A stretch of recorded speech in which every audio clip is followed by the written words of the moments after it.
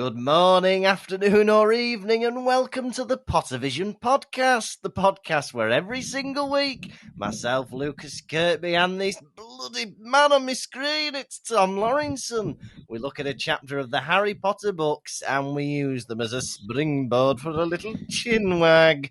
This week, we're on episode 77, a palindromic episode. And it's also an episode that's got me feeling a bit high, if you don't mind me saying, because it's book 4, chapter 20, The First Task. Tom, may I inquire as to your well-being? My brother, I must ask you some questions first. Yes. Why, as does this episode entitled The First Task, have you feeling high? It is not episode 420. It is not episode 69. It is episode 77, The First Task. My brother, please explain to the listeners. Because it's book 4, chapter 20. It is 420. Oh, there you go. I missed. Oh, listeners, I've made myself look like a right bastard. If you don't mind me saying, you have a bit of egg on your face. I've got a bit of egg on my face, some mushrooms, a bit of tomato. I'm an omelette waiting to be eaten up by everyone listening or watching. This is a reminder, you can watch these video podcasts if you join our Patreon, or you can watch them later on, a few weeks after they're released, on YouTube. Yes, Lucas, for those of you that aren't on the Patreon, you're just imagining the egg. Everyone else can see it. How are you, boy? I am well, and I'm in Wales this weekend to see the snooker. The sun is shining. Yeah. The grass is dry. It's lovely. A baby has been born on your doorstep. It's delightful. The little Stoke dropped her off this morning. You will raise her as your own on a diet of Coca-Cola, McDonald's, and Brussels sprouts, I assume. Your assumption is correct. Apart from being a newly adoptive father, I've had a lovely week. I was in. That's a bit of a funny experience with me dad, if you don't mind me saying. Oh, really? Go on. I'd love to hear. Well, I was sat watching telly with my dad. We're having a bit of lunch. We're having a sandwich and some crisps. Can I ask you a question? Yeah. Was it one of these Scooby-Doo sandwiches that you and your father were tackling between you, like one at each side? No, it wasn't. I'm sorry to disappoint you. It was just a bap each. A little roll, and I think I had ham and cheese. Oh. And we're eating, the telly's on, and my dad's telling me this story about how he went to the dentist to have one of his wisdom teeth out.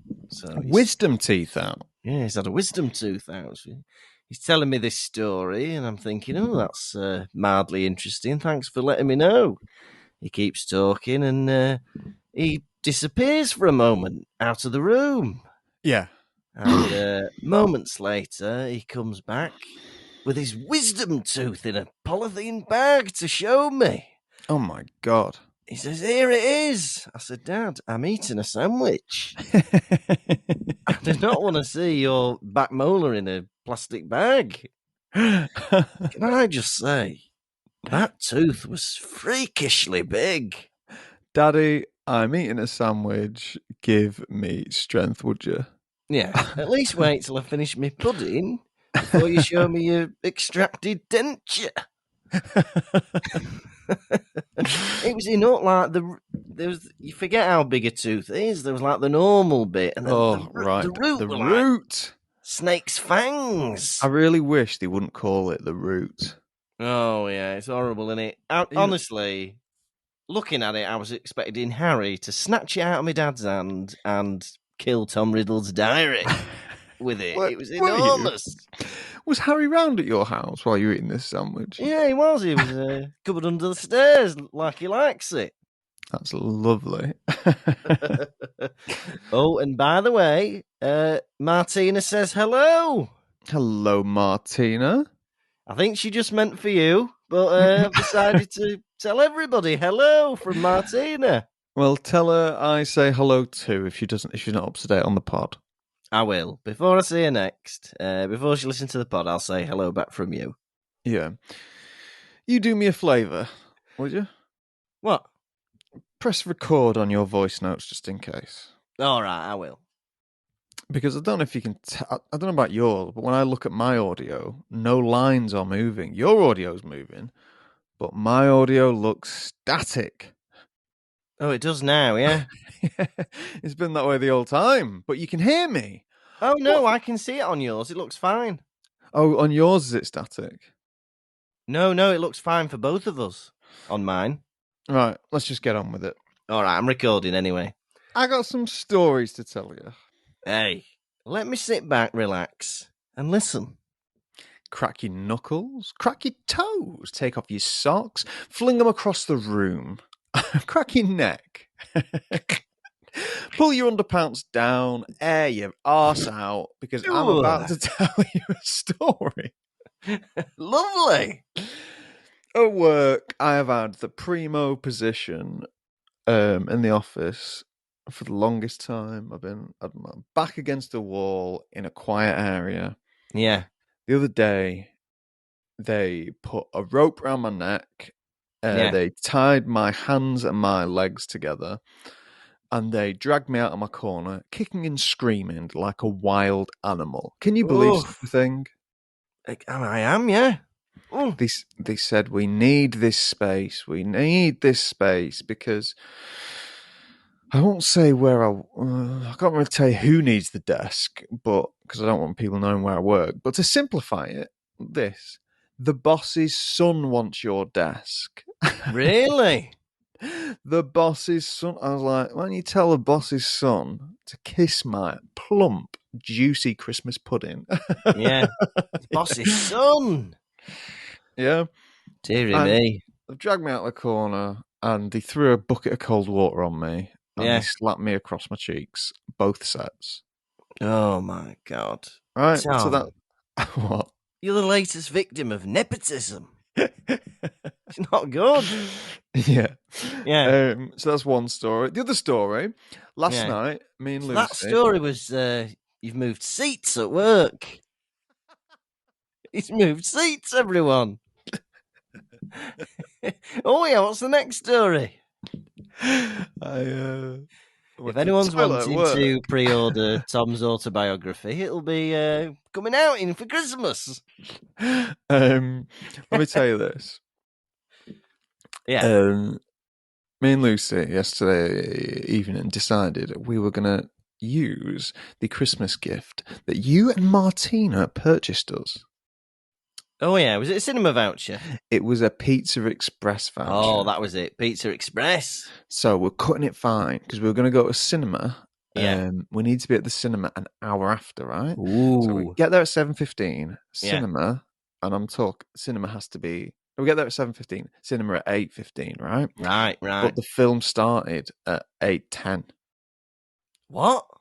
No, like it didn't start early. We were just going to go in during the trailers. Oh, right. Okay. Yeah. Okay, I understand. At 8:00, the food still had not come. It had been 45 minutes and no food had come. Right? Come on, Pizza Express. What's the word express for? We ordered straight away. Yeah. And it's one of them restaurants. You know when like teenagers or like really young people work in restaurants and everyone's just so useless? Yeah. Like, yeah. You ask them a question. Excuse me, how long will my food be? Don't know.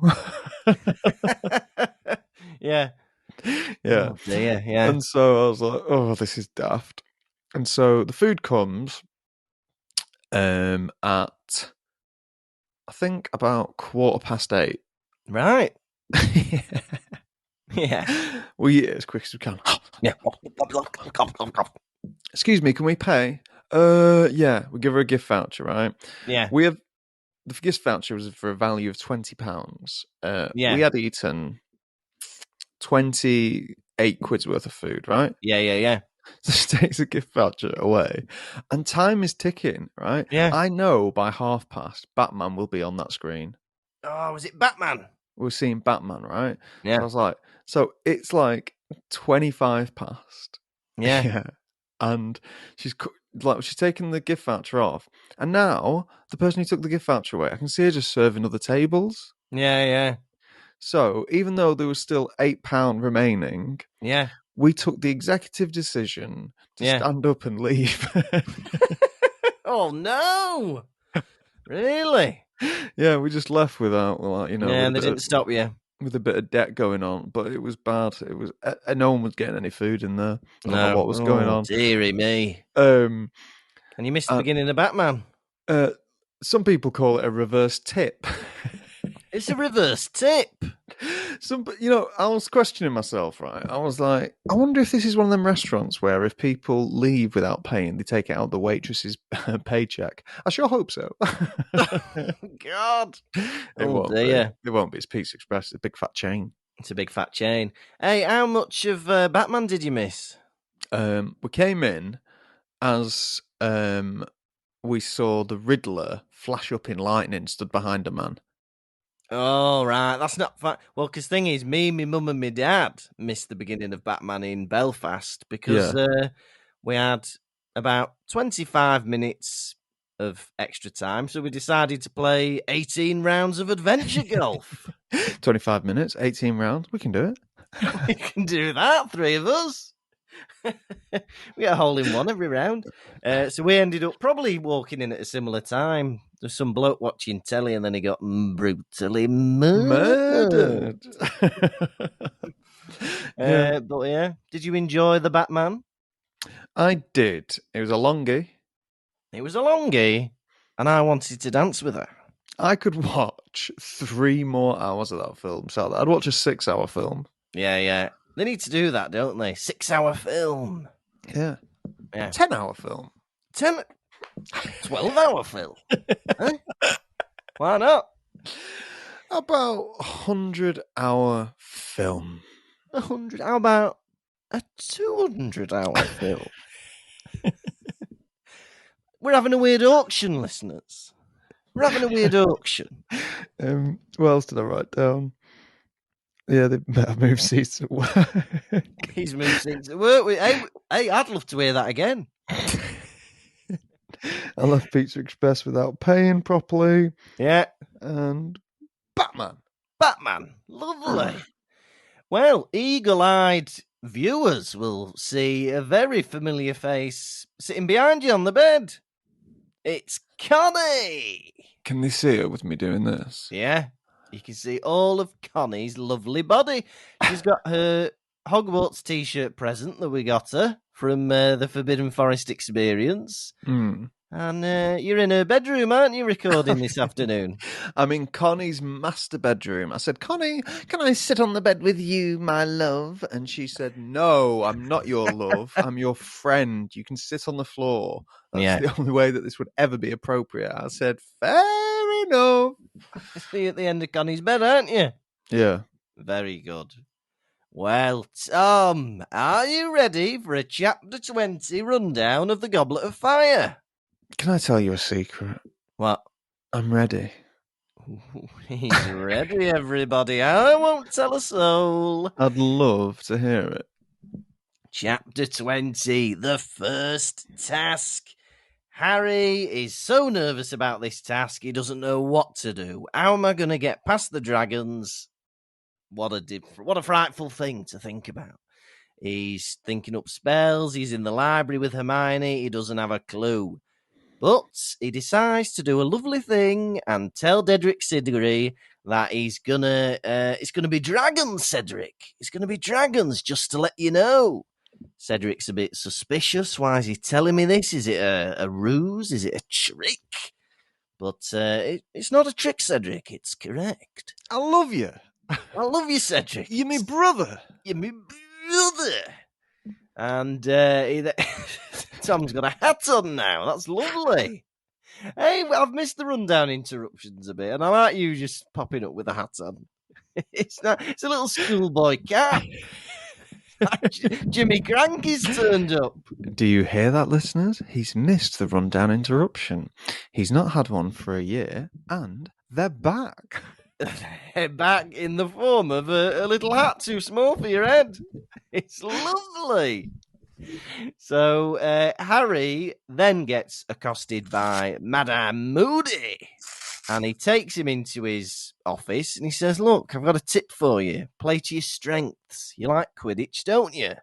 Why don't you summon your broom with your wand?" And he goes, "All right, then I'll do that."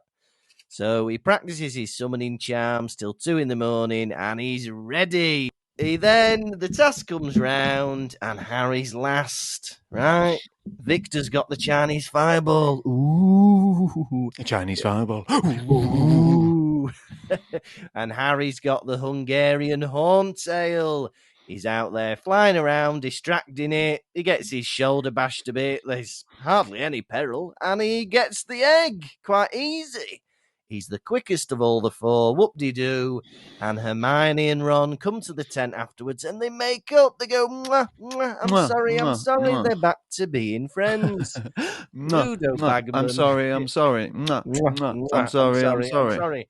Ludo Bagman congratulates them all and says, "Hey, it's not just an egg, it's got a clue in it for the next task. So get that baby open, figure it out, and you'll have a bit of a heads up for the second task. Good night." And that's the end of the first task. Crack that bastard baby open. Yeah, it's going to be a clue. It's a clue.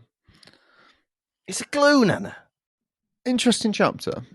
Very good chapter. I love that it started. It says, Yeah. Harry was dressing inattentively. He was trying to put his hat on his foot. Now, if you think about what their hats look like, it does look a bit more like a sock than... Get his old leg in that. But I was still imagining like a top hat or something, and he was just sticking his foot in it. But I've done that before. Many a time I've just like put my trousers over my pyjama shorts, not thinking. The amount of times you've come round here, right, with a t-shirt on your legs and a pair of jeans over your arms. Yeah. And I thought, did you drive the whole way here like that, pal? And you go, I certainly did. No, you've got them the wrong way round, buddy. I said, hey, if you hadn't have told me, I'd have been like this all day, looking like a right old Daphne. Well, I say, pal, it's 8 o'clock in the evening. It seems that has been the case. I always do daft things like that. Once I remember being at like a team building thing for kids, like a residential type thing. Yeah. And they had jugs of orange and jugs of milk on the table, and I poured orange juice onto my cereal by accident. Oh, that's a treat. Some people do that for fun. Don't I did it by accident. Oh, bloody hell. I've like taken the lid off my yogurt pot and then thrown the spoon in the bin, or like that. I do silly things like that. I do. I'm silly. It's like silly day.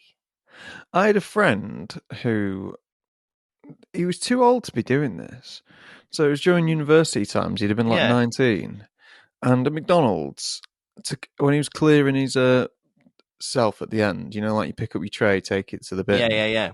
He put everything in the bin, including the tray.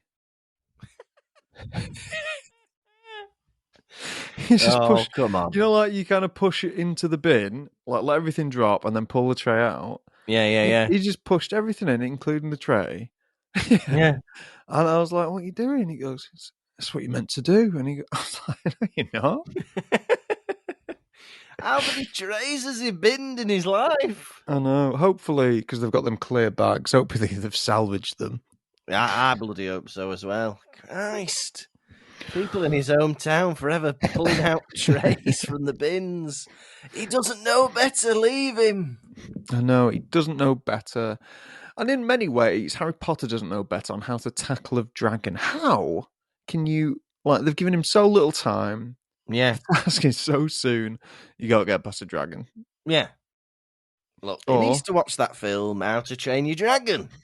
Yeah. I wouldn't say so. I would use Harry's technique in this chapter. I can't tell a lie. There's no beating around the bush. He uses a summoning charm. Accio, Firebolt, right? Yeah. Takes his broom, should I say? Yeah. And flies around the dragon, gets his egg, right? How would Lucas Kirkby tackle a dragon? I've got a better one. Accio egg. Mm. Right? Accio egg, give me the egg. If he can Accio a broom from the bloody castle, he can Accio an egg from the dragon's arse. Surely to God. I would transfigure myself into the shape of an egg, Yeah, roll myself under the dragon's arse, yeah. and when it's least expecting, so, hatch myself as a Hatch baby. yourself. Hey, another Maybe, thing you could do is Accio meat and like food for the dragon. I think the dragon would move for like a sheep carcass or something. Do you know what I yeah. mean? But Accio. Accio sheep carcass. Accio sheep carcass. Yeah, Yeah. tempt the dragon with a bit of nosh. I really think this really demonstrates an interesting shift in the books. Like a lot of time when Harry Potter's been put in danger, Yeah. it's been of his own accord. Like, he's defeating some baddie at the end of a book. Yeah.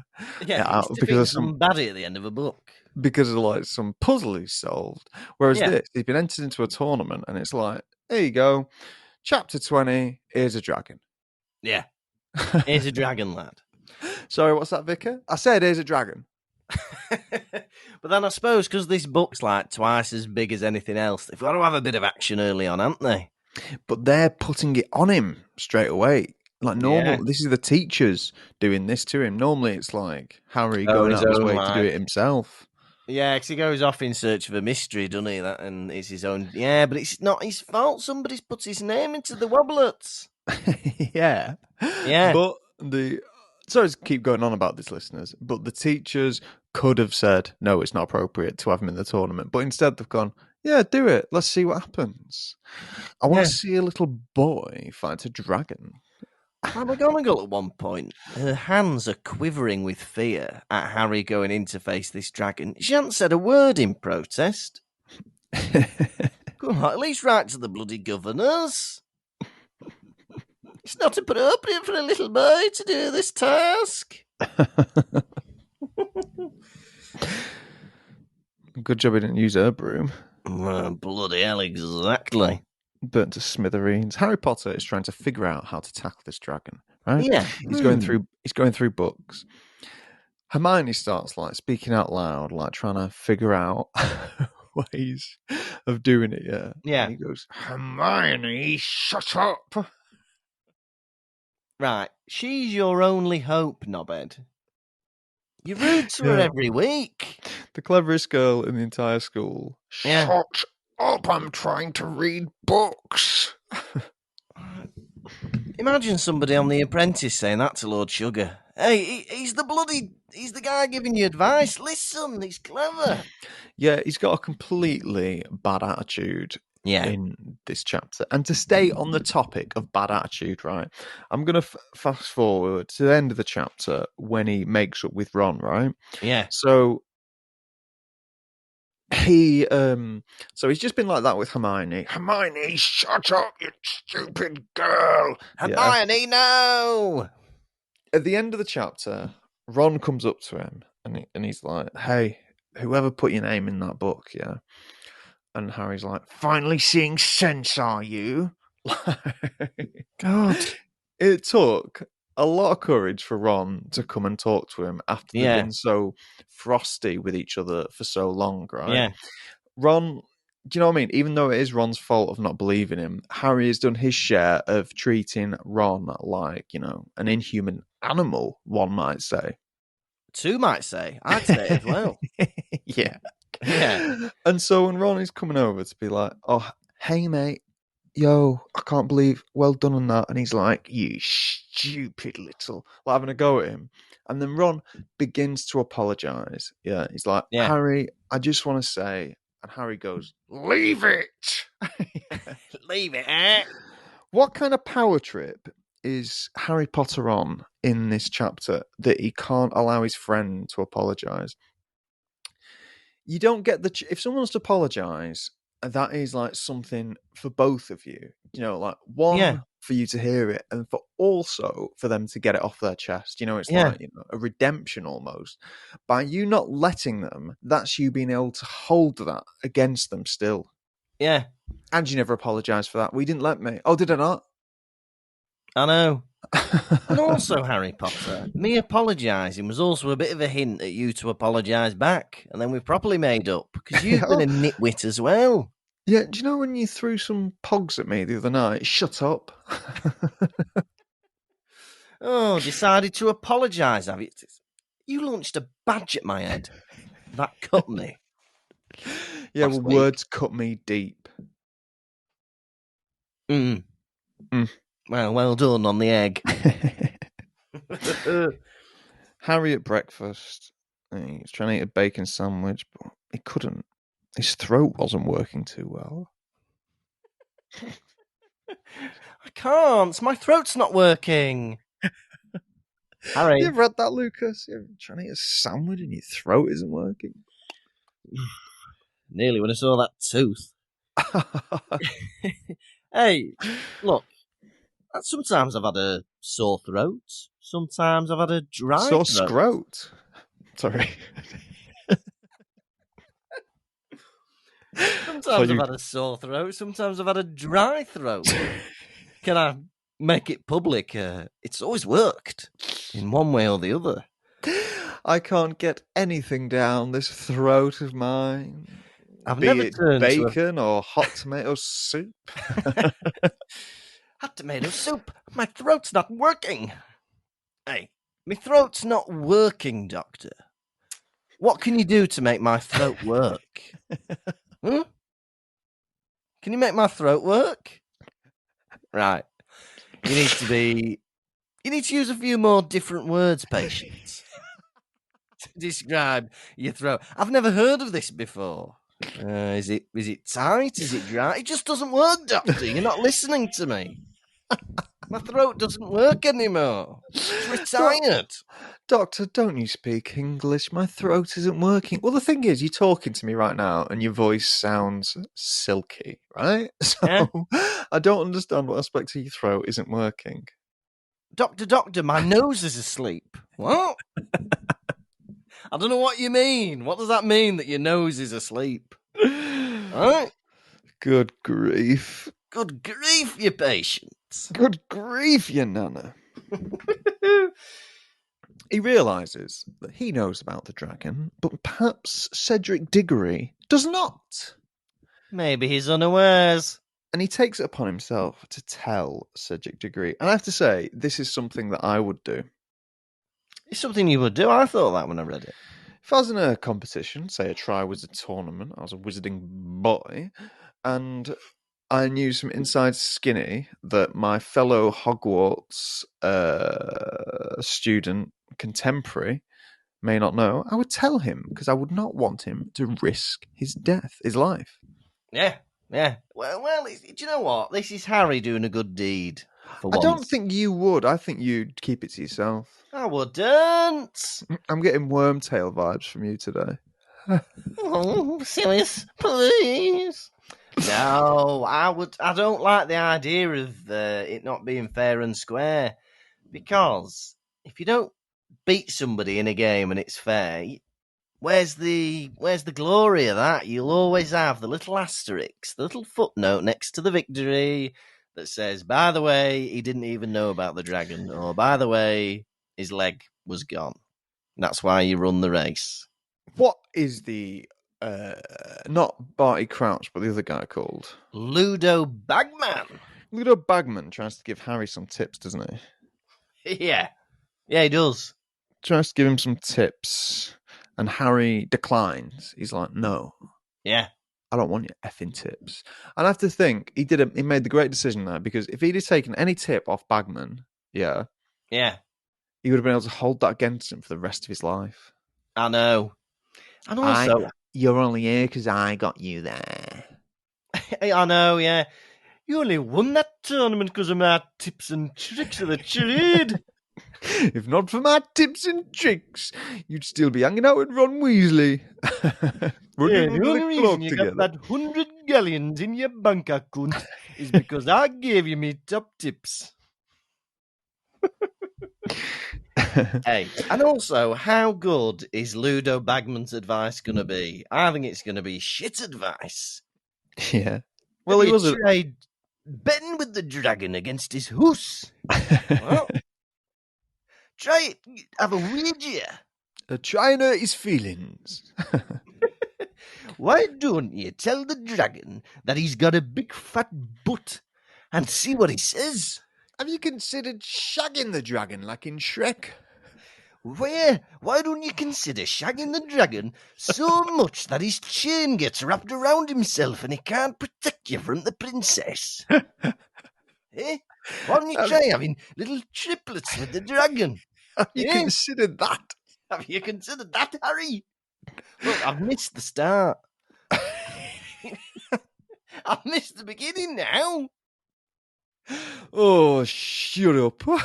Oh, you're always ruining things for me. Huh? I've only just met you. Somebody does give him good advice. And Who it's do? Mad-Eye Moody. Oh, I. He takes him back to his office. Right, these Defence Against the Dark Arts teachers, right? They go mad with their office, right? If you get your own office, right, you make it your own a bit. You stick a couple of family photos on the desk. You might have a little candle or something. These Defence Against the Dark Arts teachers, they proper go changing rooms every year.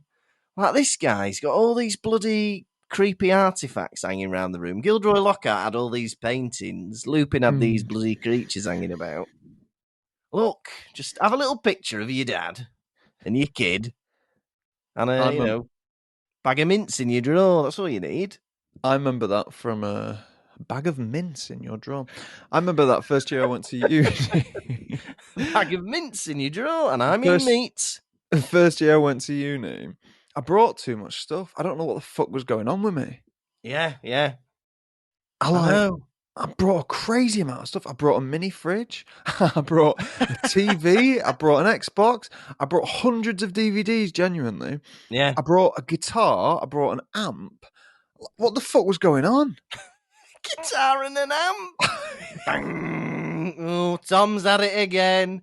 Saying that, there was a guy opposite me who was a bloody amateur DJ. Every night he had his bloody DJ decks out. He was like bloody mixing tracks at midnight. On full bloody blast. Really? Was he good? The tunes merged from one to the other seamlessly, and he occasionally said, "Come on!" So, yes, I think he was good. Scream if you want to go faster. Come on, £1 a ride. Come on. Hands and feet inside the gun. Okay. Mad-Eye Moody said to Harry, cheating has always been it's a traditional part of the Triwizard Tournament, yeah? It's a tradition. And I love that, because if everyone's cheating, and I stand by this, no one is. You've mentioned this before. This is how you get through your Lawrence and family game nights, don't you? Everybody's cheating. Everybody's at it. What kind of games do you have this kind of tomfoolery? You've played Codenames? Oh, maybe once. Explain it to me and the other listeners who may not know. There's you got a team member. There's a list of words on the lot of cards with a single word on them. Yeah. You know what words are yours, and you've got 5 cards, and there's 12 cards laid out. Only 5 of them are yours, and you've got to give clues so your partner guesses which words are yours. Right. Okay. That's exciting. And how do you cheat with that? When no one's looking, you point at the ones that belong to you. Hey, this is top-notch cheating. You point at the ones that are yours. Or like they hover their finger above like certain cards, and then you give it like do a little cough or something. Or yeah. Or like yeah. All right. Okay. So I feel like we should have an example of this. So let's imagine that. To your right is the word cat, and to your left is the word dog. Mm-hmm. So, how would you indicate to me that it was the right one? I'd go like this. I'd say meow. Oh, dog. Very exciting. I'd love to join in on a Lawrence and family game night, but would it be awkward because you've already got all the politics of the game night embedded in the family? Or would you be No. on your best behaviour because I was a guest? No one would be on their best behaviour. I don't think anyone in my family has ever held their tongue when guests have been round. I like that though. I don't. It's served for a very embarrassing childhood. Thank you, Mummy and Daddy. Now, Mad-Eye Moody has got all these detectors in his office. Mad-Eye Moody's got all these detectives in his office. Go on. Yeah, he's got a mirror that's got dodgy people shadowing about on it. Mirror with dodgy people shadowing about on it. Go on. He's got a golden aerial that picks up dodgy people. Golden aerial that picks up dodgy people. Go on. I've got a golden aerial, and he's also got a big, massive sneaker scope. A bit like the one Harry had, but he's got one that's bigger. Right, but they're all switched off. And he says, oh, I've had to switch them off because in a school, everybody's murdering each other and killing each other and lying and cheating and having affairs. Yeah. So I've had to turn off all my devices, but it might be for a different reason, I'm thinking. Because of him. Because of him, he's dodgy, isn't he? He's dodgy, wink, wink, nudge, nudge. He's dodgy himself. He's dodgy himself. She will become one herself. What's that? That's one of my favourite lines from Dracula Dead and Loving It. When a woman gets bitten by Dracula, and he goes, oh, when a woman is bitten by a vampire, the worst thing happens. And they go, what? And he goes, she will become one herself. And then they go, what?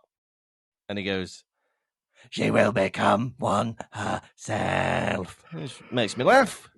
That's lovely. That's lovely, isn't it?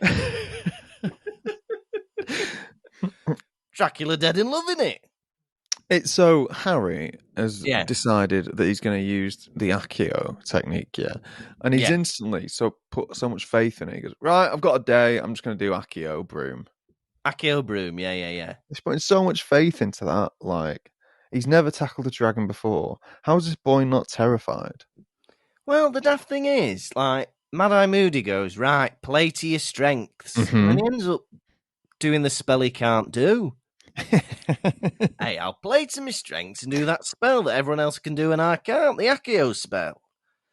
But he crams the night before, doesn't he? He does a classic student trick. Yeah. And he stays up till 2 a.m, cramming it in, and he ends up doing it. Man's a crammer. He's a crammer. He's a dirty crammer. Right? You need to set your stall out for revision a few days or weeks in advance, depending on the difficulty of the exam. You can't be although cramming does work, really. For short-term memory, cramming works. Yeah. If anyone's studying for their GCSEs, yes, studying in advance will help you. It'll be less stressful. But cramming's bloody good as well, you know. Cramming works. It does work. Gets it all in there fresh. Gets it in there fresh and fast. You'll forget it a day after the exam. But you'll have performed well, maybe. All my revision was always cramming. Was it? I did mine was, normally that. And then when I went to uni, I didn't cram. I crammed, and then I was like, oh, I'm not clever enough to cram a uni exam. So I didn't do very well in my first year of uni, and then I had to work harder.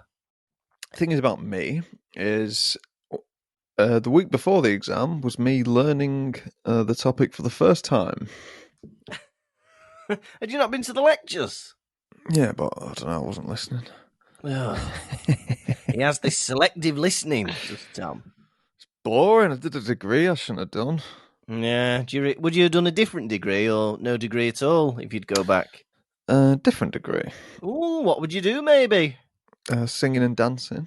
Oh, I'd love that.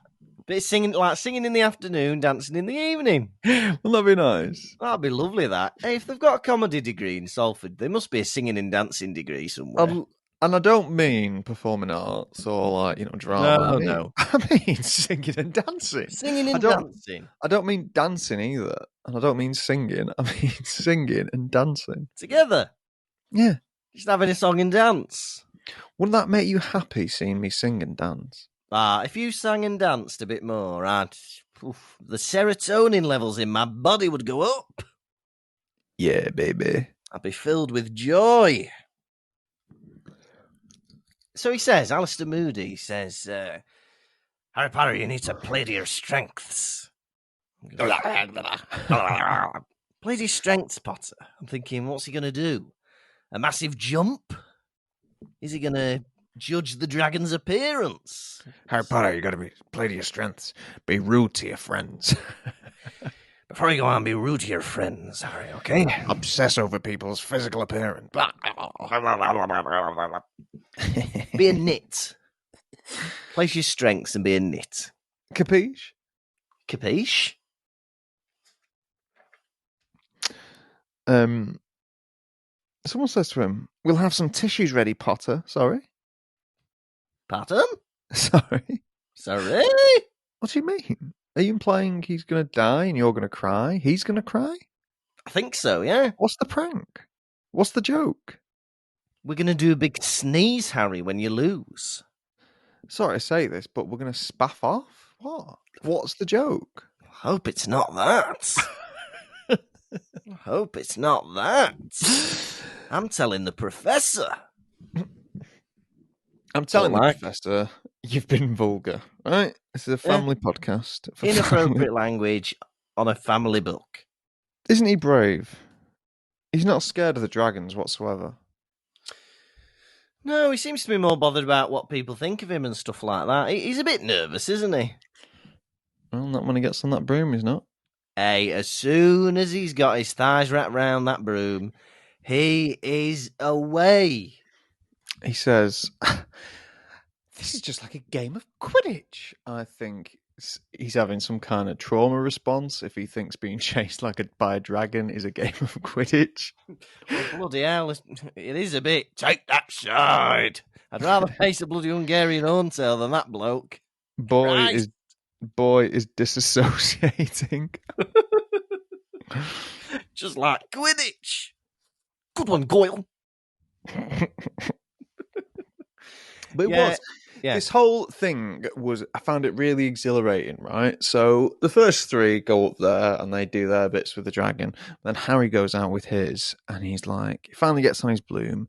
Why can I never say broom? I always say bloom. It's very tricky.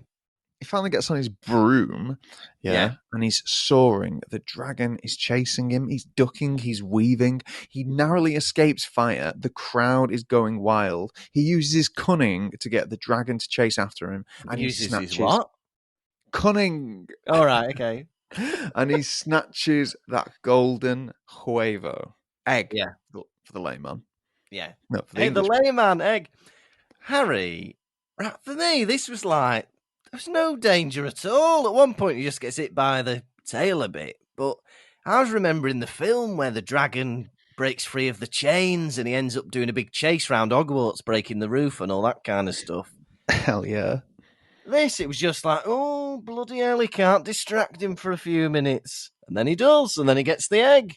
It was like, no bother whatsoever, was it? No. But, it was good. I would have liked a bit more danger, right? But I'm a dangerous man. I like danger. What can I say? Danger is my middle name. What's your middle name, by the way? I'll never tell. Oh, one day we'll get him, listeners. One day he'll reveal it. You thought you'd get it out of me, didn't you? Yeah, I tried to trick you. You thought you could trick it out of me. Not a chance. I'll never tell you, and I'll never tell any of the listeners. It's private. Oh, well, maybe I'll ask one of your sisters. How many of them are there, by the way? About 50. 50? You got 50 sisters. Last time I counted. But he does it. And not only does he win the the task, but he does it in record time. He does it quicker than every bugger else. Very impressive, if you don't mind me saying. And afterwards, everyone is going wild for him. And I thought to myself, this can't be healthy. Every man, woman, and child is congratulating him like mad. Teachers, students. Yeah. Imagine that going to your head. Wow. Like at effing 14, I can tackle dragons. Oh, God. And he doesn't need it, does he? I'm the best boy that ever was. I am the chosen one, everybody. Look at me, Year Sevens. I'm the chosen one. I can tackle dragons. I'm going Colin. to have a girlfriend. She's over there. Colin, come feel my muscles now.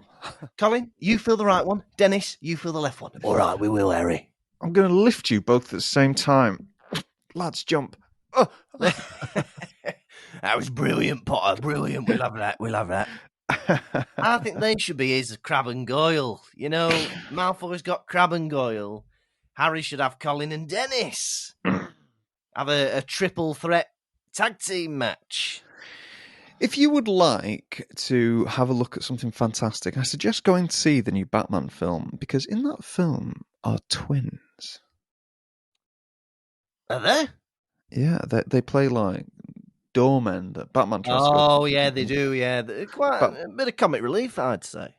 I don't know about that. I was just fascinated seeing identical twins. If you like saying, look at identical twins, why not go see the new Batman film? Because there's a set of twins in that. You will feast your eyes and go, Yeah.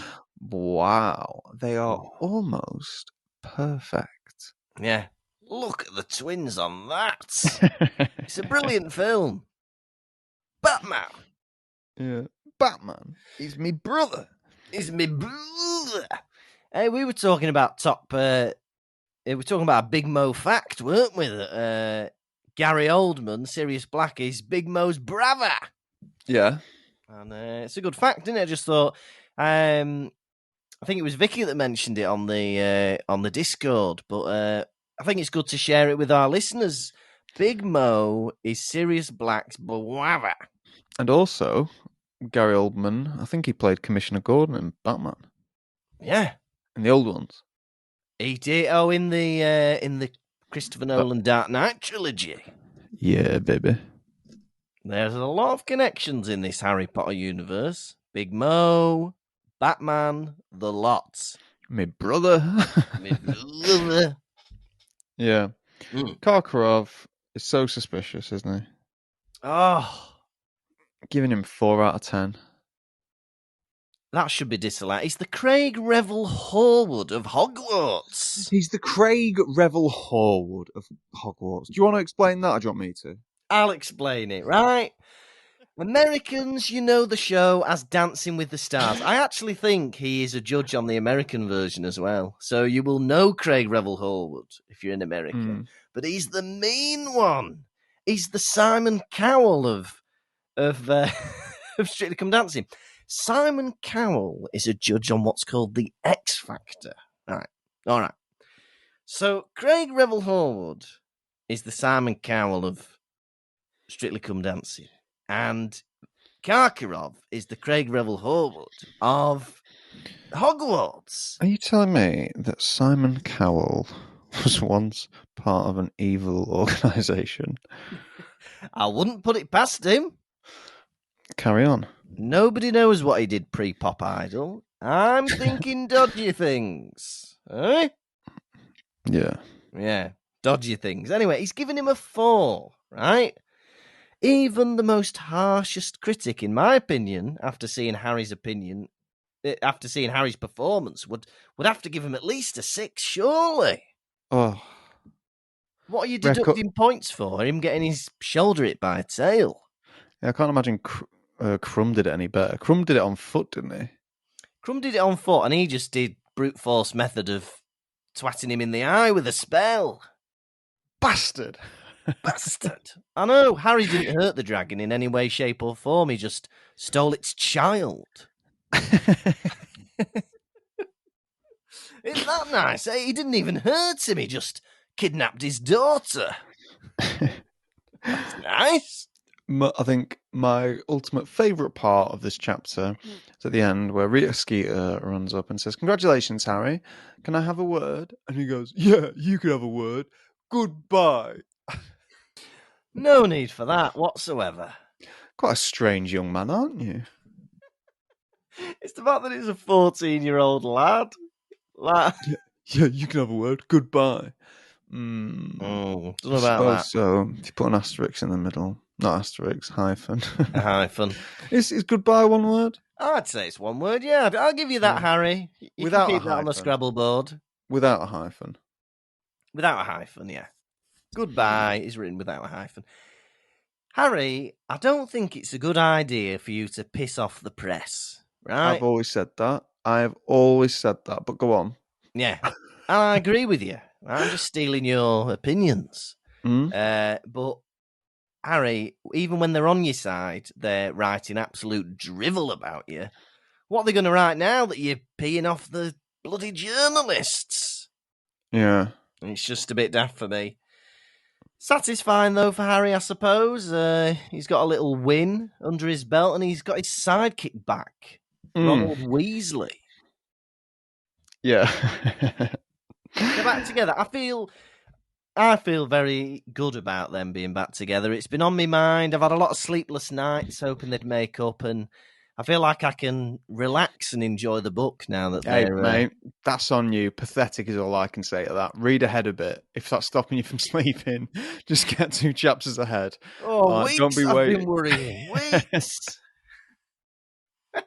A bit of a stupid boy. Right. How many non-working throats out of 5 are you going to give this chapter? I really enjoyed this chapter. It felt like a bit of a climax in the middle of the book. But as I said before, I would Man's like this. climaxing over words. I would like there to be a bit more peril in this task. It didn't feel very dangerous to me, the actual event of it. But I'm really glad that Harry and Ron are back together again. They're back being the lovely pair we know and love. And it was a happy occasion, all told. I'm going to give this a very solid 4 non-working throats out of 5. Excellent. Myself, this chapter was scintillating. Right? A real injection of excitement. Attitudes were flying high, and Harry Potter was rewarded for poor behaviour. He's been nothing but rude to most people in this chapter, apart from when he helped Cedric Diggory a bit, right? Yeah. But he fought a dragon, he won, and he became friends with his friend again. Hermione screamed at them both briefly. Everything was just. I cannot give this chapter anything lower than 4.5 non-working throats out of 5. Perfection. Right. Yes. Are you ready for quiz? Now, my friend, we're not going to be able to sing along because Okay. there is a delay. Right? Do you want to sing? I'll sing and I'll stop at moments and you can sing bits, right? Okay. Quiz, quizzicky, quiz, quizzicky, quiz, quiz, quiz, quiz. Gonna ask you some questions. How well will you do? Quiz, quizzicky, quiz, quizzicky, quiz, quiz, quiz, quiz. Gonna ask you about Harry Potter, Luke. How well will you do? I'll blow you a kiss. And that wasn't me finishing it. That was me hissing at you with disgust. I'm ready. I'm ready for the quiz. Right. Question 1. Yeah. Can you name 2 books on dragons? Come back to me on that one. Okay. Question 2. What kind of charm did Harry need to learn? Summoning. Correct. Question 3. What birth month were people in risk of, according of dying? What birth month were people in risk of dying, according to Madame Trelawney? July. Correct. Question 3. What dragon did Fleur de la Cour get? The common Welsh green. Correct. Question 5. What did the crowd's faces turn into when Harry was soaring above them? Oh, they turned into... Oh. Gaping holes. Flesh-coloured pinpricks. Lovely. Question 1. Can you name 2 books on dragons? A Beginner's Guide to Dragon Taming No. and How to Train Your Dragon. No. What were they? Talon Clipping by Charm and Treating something rot. Treating Scale Rot. Scale rot, yeah. There you go. All right, never mind. Unfortunately, you have lost the quiz. Quiz. Can I ask you about how it looks? How well will you do? Quiz. Ask you how it looks? How well will you do? I'll blow you a kiss. You can have one S. I only got one S that time. Oh, the bastard. Now it is time for the nation's second favourite segment. It's Hedwig's Droppings. Would you like to sing this as well? No. We're not alluding to owl poo. We're not alluding to ploppings. We mean the messages you send in when we allude to Hedwig's Droppings. What's in a beak this week, Cheap Cheap? Well, this week we've got a lovely 5-star review from Podders123. They say this may be the greatest podcast ever. That's bloody high praise.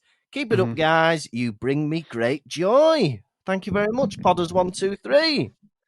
That's lovely. That's lovely. And we've also had a message on Instagram from Thomas Stephen.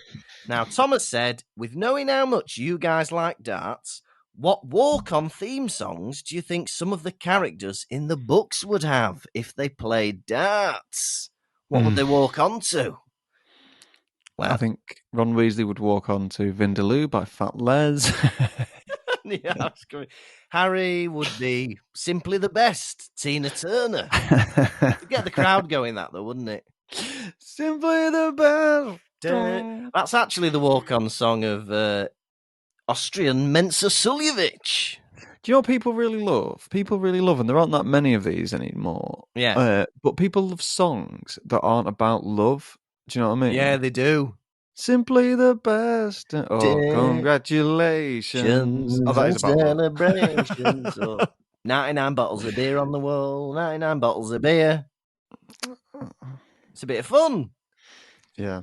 Or songs about Vindaloo. There's only one song about Vindaloo, but it's Swept the Nation by Storm. If you've not heard Vindaloo, the song, I suggest you go on Spotify and put in Vindaloo by Fat Les. Vindaloo by Fat Les. And get ready for an aggressive song that you will raise an eyebrow at. Yeah. And say, is this all right? Doesn't seem right. Other darts walk-ons. I'm imagining Snape walking on to Back in Black. AC/DC, that'd be good. Excellent. Back in Black. That'd be good. I think Dumbledore, something by Wizard. Something by Wizard, the Christmas one by Wizard. What's that one? It's Christmas?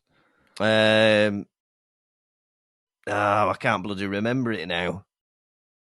Christmas. I always get it mixed up with the Slade one. Yeah. I can't remember. Oh, well. Never mind. So those are a few walk-on songs. Can you think of any more? All the characters we got. We've got Voldemort. Breaking the law, breaking the law. Oh, I've got the perfect one for Hagrid. Go on. Anything by Wolfmother. What's Wolfmother? I like that. Hagrid coming down. He looks a bit like Andy Fordham, Hagrid, doesn't he? But you know, because he's a werewolf mother, isn't he? Oh yeah, he's a werewolf mother. Yeah. Great question. Great question, Thomas Stephen. Thank you so much. And finally, we must welcome 2 new babies to our Patreon.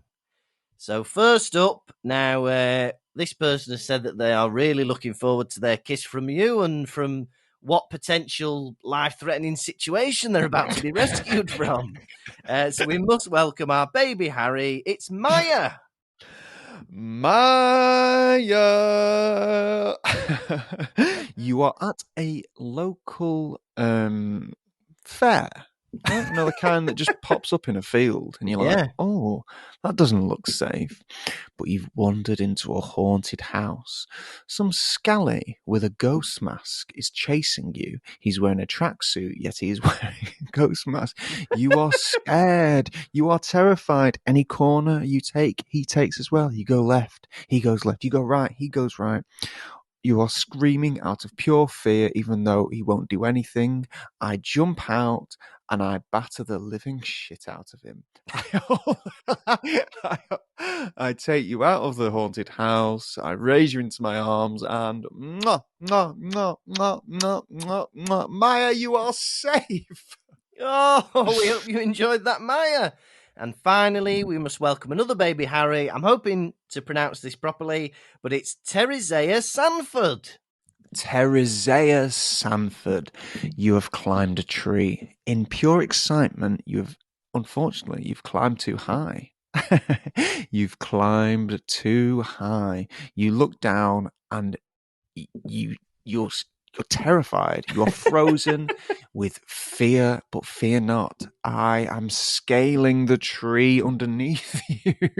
I am scaling the tree, but unfortunately, one of our enemies are at the bottom of the tree and they have begun to chop it down. We are rocking, we are rolling. All of a sudden, the tree gives way. You fall into the air, but so do I. I launch myself off a branch, grab you. I hit the floor, taking the complete blow myself. I am almost about to die, but in my last moments, I give you a mwah, mwah, mwah, mwah, mwah, mwah, mwah. Oh, lovely. So thank you so much, Teresea. Now that was Hedwig's Droppings. This has been the Pottervision podcast. Thank you so much for listening. We still have some remaining tour dates next month in May. We're going to be in Manchester. We're going to be in Leeds. We're going to be in London. We're going to be in Isn't Brighton. Manchester sold out? Oh, yeah, Manchester's sold out, sorry. So you can't come to that. But we're also going to be in Brighton, London, and Swansea. So please come and see us. We're also going to be back at the Edinburgh Fringe. We're there for about 3 weeks. Every day at 1:30. So tickets should be available for that very shortly. Very shortly. Yeah, and we'll hopefully see some of you back where it all started. Otherwise, if you want to support us, you can support us financially on Patreon and gain access to loads of goodies, and you'll be helping us as well. Bonus episodes of the pod and all that mumbo jumbo. Otherwise, you can support us in spirit by following us on Facebook, Instagram, Twitter. You can give us a 5-star review on iTunes or Spotify, or just tell a friend. Word of mouth is our best advertisement. Next week, we are on episode 78, and it's chapter 21 of The Goblet of Fire, The House Elf Liberation Front. You have been a Connie's end of the bed sitting Tom Lawrenson. And you have been an iron brew drinking cheeky boy, Lucas Kirkby. Goodbye.